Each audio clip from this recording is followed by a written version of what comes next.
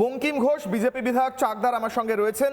বঙ্কিমবাবু, Republic বাংলায় কিশলয়ের অগ্নিবাণে স্বাগত। আমি কিশলয়, এই যে পদক্ষেপগুলো নেওয়া হয়েছে চাকরি নিয়োগের ক্ষেত্রে গোটা বাংলার মানুষ সাধুবাদ জানাচ্ছেন, কিন্তু আমার প্রশ্ন রয়েছে। বলা হচ্ছে 100% শূন্য পদে নিয়োগ হবে, এটা প্র্যাকটিক্যালি কত দ্রুত পসিবল হবে বলে আপনারা মনে করছেন, এবং এই সমস্ত প্রক্রিয়াগুলি কত দ্রুত শুরু হবে? বাংলার চাকরি প্রার্থীরা কিন্তু হাঁ করে আপনাদের দিকে তাকিয়ে বসে আছেন, কারণ তারা ঢেলে ভোট আপনাদের দিয়েছেন। 30 সেকেন্ডস। দেখুন, পশ্চিমবাংলার বেকারত্ব প্রায় আজকে 2 কোটির ওপর রেজিস্টার বেকার আছে। গত 15 বছর ধরে আমাদের রাজ্যে যে সরকারটা ছিল, সেই সরকার যেভাবে দুর্নীতি করেছে, ফলে সার্বিক ক্ষেত্রে যে দুর্নীতি হয়েছে, যেভাবে পয়সা রোজগার করা হয়েছে, ফলে এখানে এমপ্লয়মেন্ট একদম ধ্বংস হয়ে গিয়েছিল। এখানে এমপ্লয়মেন্ট হওয়ার মতন কোনো ওয়ে ছিল না।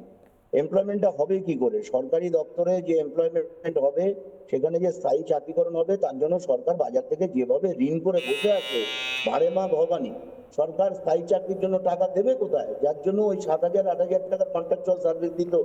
ফলে আজকে বেকার যুবকদের লাইফটাকে শেষ করে দিয়েছে। আজকে এই দেনা করার মধ্যে দিয়ে আমাদের 3-4টে প্রজন্মকে এরা পিছিয়ে দিল।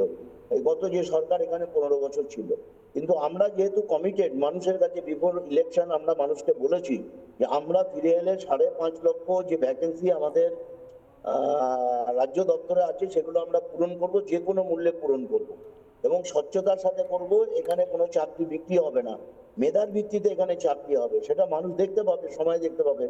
আজকে যেমন একটা দৃষ্টান্ত দিই, মুখ্যমন্ত্রী শুভেন্দু অধিকারী আজকে যে অ্যাডমিনিস্ট্রেটিভ মিটিং কল্যাণীতে ডেকেছিলেন, সেখানে তিনি সমস্ত বিরোধী দল যারা ছিলেন তাদেরকে আহ্বান করেছিলেন আসুন, এবং এসেছিলেন 6 জন বিধায়ক এবং 1 জন এমপি এসেছিলেন, এবং তারা এইরকম পরিবেশে এতটা খুশি হয়েছেন, তারা শুভেন্দু অধিকারীর পাশে থাকায় প্রতিশ্রুতি দিয়েছেন যে আমরা আপনার সাথে আছি উন্নয়নের প্রশ্নে। অথচ গত যে সরকার এখানে ছিল, আমরা প্রায় 70টা বিধায়ক আমরা অ্যাডমিনিস্ট্রেটিভ মিটিং এ জেলায় কোনোদিন ডাক পেলাম না।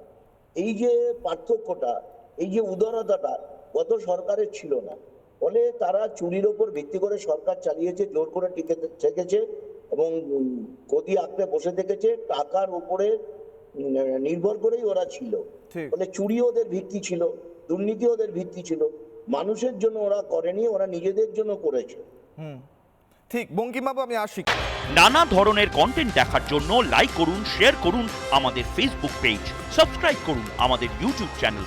পাশাপাশি অন্যান্য ব্রেকিং নিউজের জন্য অবশ্যই চোখ রাখুন রিপাবলিক বাংলায়।